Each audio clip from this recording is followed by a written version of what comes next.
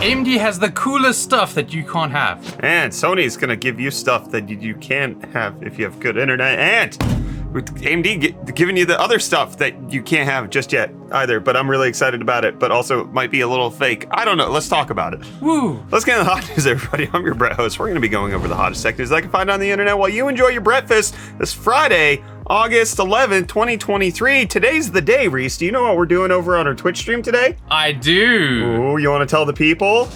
Guys, we're eating subs. It is 14 Friday, but Yeah. I'm more talking about the fact that we're giving away the Micro Center sponsored i9 13900K RTX 4090 Linus signed gaming PC that's up for giveaway. We're drawing the winner today at 3 p.m. Eastern. After subs. After we eat subs, you can tell what Reece has on his mind right now. But if you want to come join us over on the Twitch channel, we'd love to have you there. We're drawing a winner, then we'll have another PC that we'll offer up for giveaway after that. So excited to see you. And AMD's giving stuff away. They're giving away some pretty Starfield stuff. Now this just goes in line with all of the beautiful accessories Starfield has been launching. Everything that Starfield has touched has looked phenomenal. The controller, wasn't there a mouse pad There was or a something? headset. They look so good, and the GPU and CPU that they're launching are no exceptions. That 7800X 3D box, immaculate. That graphics card is perfect. Tell me that does not look incredible. I love it. Look at that front. You can see some more picture. Oh my word. The detail is stunning. I would pay extra money for this. I would. But you can't pay any money for it because it's a giveaway only product for QuakeCon is where they have 500 units of these exclusive stuff. I wish they would have more. It feels like that Cyberpunk 2080 Ti that Nvidia had back in the day, which they also only gave away. Yeah. Oh, man, these are gorgeous. Why are they gonna make them look that good? Why can't they just give us good look? I'm mad, but like also I like that this exists. Also, what is Bethesda on that they just came up with the right brand language for like actually implementing it into different products? Yeah. I love it. Some lunar core aesthetic thing that they got, but it's literally everything it touches is gold. My heart's made of gold because it's sinking. That happens, yeah. Yeah. And if you bought a SanDisk Extreme SSD, your heart's also probably sinking because it turns out these things have been dying. They're not supposed to. As the name might indicate, they're extreme. Yeah, no, it's supposed to be so extreme. And so hey, handle all, the tough details. Turns out that there was a problem way back when Western Digital announced that they, yes, have to update the firmware on some of these extreme portable SSDs, Oopsie. which is something that you don't want your portable device failing because then all of your data is wiped out. Turns out there's a lot of well-known publications that bought these, updated the firmware, and are still having their data completely deleted. It's a rough situation. So several people like over on The Verge, as well as other publications, especially on Reddit, reporting the fact that the extreme SSDs from SanDisk are dying, taking your data with it, and you better back things up. If you have one of these, we'll keep you updated if there's a new firmware update, but don't necessarily trust it to keep everything there for you. Let us know if you've experienced any SanDisk extreme failures. Have fun. That's like there was a game somebody posted in our Discord. I don't know what it is, but when you uninstall the game, the bug forced it to uninstall every file on that drive. So if you had it installed on your C drive, goodbye everything. People lost so much. Oh man, it was brutal. I can't remember the name of the game. It's not a super popular one here in the West, but it's an ouchie time. It's an ouchie time, and it's an ouchie time for my brain because Motorola announced their ThinkPhone. ThinkPhone. Okay, it doesn't actually do any thinking. It actually connects to a cloud that does all the thinking for it. So it works as a phone. Let me preface that. I'll let you explain. But Motorola partnered up with Microsoft so that it can connect to Windows 365 naturally. The cloud thing. Yeah, so when you plug it in USB-C, you get it hooked up to a monitor and all of that, you get a full Windows connection just off of a phone. So you uplink to the monitor via USB-C, which should be able to provide charging, and then that should theoretically be connected to the peripherals, or you could do wireless peripherals as well, and you have a full cloud PC hosted on the Motorola ThinkPhone. This is both weirdly cool but dumb at the same time. Yeah, they show it working right there. It should just natively pop up into that. You have a Windows 365. The only thing that I have to question about this is like, this is just Android. This should technically be supported on any other device. Maybe it's the USB-C special software interface that they're using that makes it super simple to get it done. It's a neat implementation. This is way better than DeX or any of those, yeah. My goodness, but it's still cloud. Still cloud. I kind of like, I don't know how to feel about this one. Yeah, it's for their, enterprise customers. This is more business oriented. The phone's only $699. Okay. That's not terrible. Obviously, the specs of the phone are a little weird. Also has a walkie-talkie button for Teams. So that's great. Push to talk on Teams with a little walkie-talkie button. Is ThinkPhone supposed to be like a play on ThinkPad or something Well, like that? because Motorola's owned by Lenovo. Ooh, okay. That makes way more sense Yeah, now. it's a whole ecosystem and connected. Yes. So they got the Razr, they got the ThinkPhone, you got walkie-talkie clothing for some reasons. I don't know what's going on there, but I also don't know what's going on with the cloud environment over at Sony, because we're getting some details coming out about their upcoming PS5 cloud streaming, very similar to what Microsoft has with xCloud, Nvidia has with GeForce Now. There's some custom hardware that they had to build for this in order to get it to run, because it's not as simple as just having a whole bunch of Series X's streaming data. Apparently, Project Cronos allegedly started 5 years ago in development. They've been working really hard at this. They've been quiet about it. Yeah. And they needed to have a special storage server design because of the SSD speed on the PlayStation 5 is too fast that they couldn't figure out a way to actually deliver it. So they came up with a network storage server, which is called Cura. The code name Cura. I'm not 100% sure how to pronounce it, but allegedly it can read 5 gigabytes per second with less than 1 millisecond of latency, which is going to be necessary to deliver all of those fast PS5 games. Some point it's going to be rolling out, not 100% clear, 28 servers across 15 different cities. Might tie into the Project Q launch, the handheld that we're expecting to come out. I don't know if I want a cloud game on my... Project Q makes a bit more sense with this in the background. I hate it. I hate it. I don't like it. It makes more sense. But I want to play my PlayStation games in bed while my wife watches TV. I like it for that reason. Remote play makes more sense. The cloud streaming, I guess, taken away, but then it would have to have an LTE or 5G signal, and then you have to pay for the data, and then that then it's just a phone. Basically. Then just buy a Sony phone. It's a phone with extra steps. Oh man, and you know what's extra steps? Are transitions, but by golly, we love them. Tap my bear. Oh, sorry. Got a little too excited there. I like that. Good for you.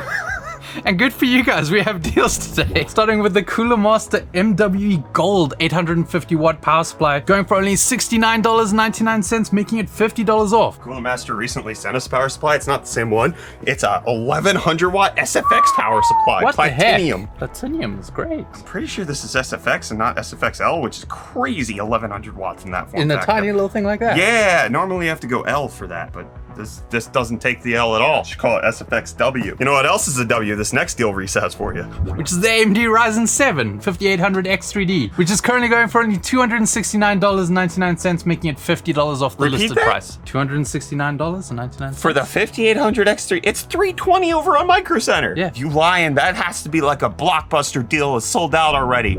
It's not. Oh, it's temporarily out of stock, but you could back order it? Oh, B&H allows you to back order it? Gosh dang. Well, there you go. Woo, doggy, that's a good deal. And then next we have the Keychron K2 wireless keyboard, which is currently featuring blue switches in this listing, going for only $34.99, making it $35 off. It says brown. Listing says brown. What did I say? You said blue. Oh, it's the same color. You good? You need to get your eyes checked. I do. $35 though? Yeah, That's a good price. Wireless too. Can you plug it in? You can. Oh, lots of features. Gross wires. And then we have a special deal with our friends and channel sponsors, Jawa. Today we're taking a look over at something from Critical Hit Computers with their The Legend V2 listing. This build features a Ryzen 5 5500 with 6 cores, 12 threads, an RTX 3060 12 gig graphics card. Ooh, the normal one. Yes. That's a lot of VRAM. 16 gigs That'll of be DDR. $4, baby. It'll be you want fries with that? 16 gigs of DDR4 RAM, 500 gig Crucial P3 SSD, 500 watt EVGA power supply, all fit in a deep cool CK 560 white. That CK thing. 560 white. Oh my goodness. We're building in a deep cool white case on the PC that we're streaming today. And thanks once again to our friends and channel sponsors Jawa for letting us have a look at this. And with that, the deals are done. You can find these and more listed in the video description down below. But until next time, I'm gonna hand you off back to Brett for the rest of your hot news. Laser eyes, bear. he got a little cranky. No big deal. Everything's fine. The bear settled down, my little guy. You know what you couldn't do with those deals, Reece? You couldn't put them as links and descriptions on YouTube Shorts no more. They're getting rid of links on the comments and descriptions of YouTube Shorts due to spam. By August 31st, it's all gone. Now, the only caveat here is this is how nearly every other Shorts platform works. Instagram Reels doesn't allow you to link out. TikTok doesn't allow you to link out anywhere besides your actual profile. And it looks like YouTube's going to be implementing something very similar. They say it's because of misleading clicks, bad situations going on. I saw an interaction with the YouTube liaison over on Twitter, and he was mentioning that the reason they got rid of description links too was because they found that incidence of spam is just as high as comment links. And so they found that it's just better for the safety of the platform overall if they get rid of all of that. However, they are adding a link page on mobile near where you subscribe. It's like all of your custom links. You know how it's on desktop? Yeah, it's just that little... Yeah, they're kind of rolling out a new way of doing that on YouTube, but it's very similar to how TikTok does it, where it's basically a link tree built in. It's the general idea. But one of the things that they announced, which I'm super excited for as a guy who makes a lot of shorts. I don't know if you've noticed, but you can link out shorts to full-length YouTube videos starting in September as a creator, which makes a lot of sense, especially if we boil down a full-length video into a short that goes viral. It helps us to grab traffic over there. But additionally, we could create custom content that could lead to, hot news and stuff like that. This is, I think, better for creators overall, and probably better for anybody who's interested in learning more or going into a deep dive on a topic, especially that you can't cover in 30 to 60 seconds. Yeah, makes sense. Yeah. You know what makes a little less sense, but also makes some sense because if you view it through the framework of capitalist enterprises. Woo. Disney Plus raising their prices, but then also doing the thing that Netflix did, which is cracking down on account sharing and password sharing and all of that. So they're going to increase It's your fault, Reece. I'm so mad. $3 price increase from $10.99 up to $13.99. Additionally, the Hulu ad-free plan's going from $14.99 to $17.99, and they're going to be actively exploring ways to address account sharing and the best options for paying subscribers to share their accounts with friends and family. The best way for that is for you to do nothing. That is the best way for the paying subscribers. That is what they want. They are handing out their accounts. Don't do anything different. Netflix set a precedent. There's nothing we could do about it. It's happening. It's happening, and I'm not happy about it. And I wasn't happy in yesterday's episode of Hot News. Went on a little rant about the Cadillac EV that was announced, and I've got a little addendum to that rant. Oh, no. A Brant take two, if you will. Oh, no. Brant the sequel. Turns out that GM, I knew this was a thing, I just totally forgot. I was like, they're not going to be stupid enough to do this on a flagship $130,000 luxury SUV EV. They mentioned they don't want to have Android Auto or CarPlay built in.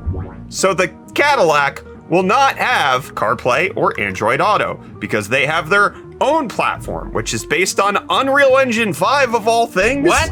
I don't trust GM to make software. They couldn't even make the bolt not stop catching fire. The carpets caught fire in that thing. You think I want my entire existence in a 9,000-pound tank that's just basically a walking incinerator as soon as that battery gets punctured in a way that looks at you funny? Why would I trust your software? Give me Android Auto and Apple CarPlay. Yeah. It has to be a standard option. Manufacturers trying to get rid of this is absolutely nonsense. I just wanted to throw that out there. Not only is this thing a death machine for everybody who's not driving in it, it is just dumb on the inside. Play Fortnite though. We need to talk. GM, hey, we got ideas. You might be able to play Fortnite in that Cadillac with Corsair's new keyboard though. Oh? Probably not though. I don't know the logistics, but Corsair is launching their first magnetic Hall effect switches. Yes! So there's been a couple of companies that have already done this, namely Wooting and SteelSeries have had them, but the new K70 Max will have the Hall effects magnetic switches.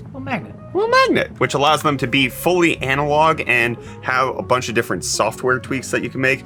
Like things like if you press the button rapidly, the next actuation is shorter. I like that. So that there's a lot of software tweaks where this could potentially make it better for gaming. I don't see me needing it per se. I just like that this exists. Yeah. for $230. Which is more expensive than the wooden keyboard. Yeah. So it's a tough sell, but it does exist in case you wanted to try that out. And what I hope exists, and I've been talking about this for many episodes of Hot News, the Strix Point APU. We now have our first, at least alleged, spec sheet being leaked by performance databases showing off screenshots of this bad boy 45 watt TDP APU, which is supposed to have 4 performance cores, 8 E cores, which would be 4 full-fledged Zen cores, and then 8 C cores, but they're the same as the full-fledged ones, just tiny. So they all are hyper-threaded. So it'd be 12 cores, 24 threads. So the efficiency stuff also has hyper-threading. Because they're not efficiency cores. It's different than how Intel and like Qualcomm, it's not big little cores, it's fat core, condensed core. So they're the same thing. And AMD wants us to know that they are the same thing. With them being condensed, you lose a few things like clock speed. And so it's probably not going to hit as high of clocks, but that doesn't mean that it's fundamentally different. So 12 cores on a little nice mobile chip. Then you also have things that make this listing a little suspect. If you look down here at the minimum clock, is 6.3 gigahertz. The base clock is 8.8 gigahertz, but the average active clock was 2.1 gigahertz, which makes more sense for a pre-production sample, and the average effective clock was 8.7 megahertz. So there's a little weirdness going on here. This is very clearly an engineering sample, as you see here on CPU-Z. It's closer to running at 3 gigahertz, which makes way more logical sense. It does have 16 megabytes of level 3 cache. Hopefully that makes it good for gaming. Obviously, the thing that I'm most excited for with this Strix Point APU is the fact that it's going to have between 16 or up to 40 compute units of RDNA 3 plus graphics, which you're testing out the iNeo 2S right now. Have you gotten to play any games on it? Just a little. Is it faster than your iNeo 2? Oh, yeah. Yeah, and this is going to be even better. I'm all for it. Yeah, I'm excited for this. Can't come soon enough. Please, AMD, now. Launch it now. Just do it. Just for me. Give me an exclusive. I don't know what I'd do with it, but I want it. I'd play games on it. You heard it here first, folks. Reece is a gamer. And we're giving PCs away over on our Twitch stream. Come watch us as this episode's ending. We'd love to have you over there. Until then, we'll be back with more of the hottest tech news on Monday. Oh, it's weekend. Allegedly.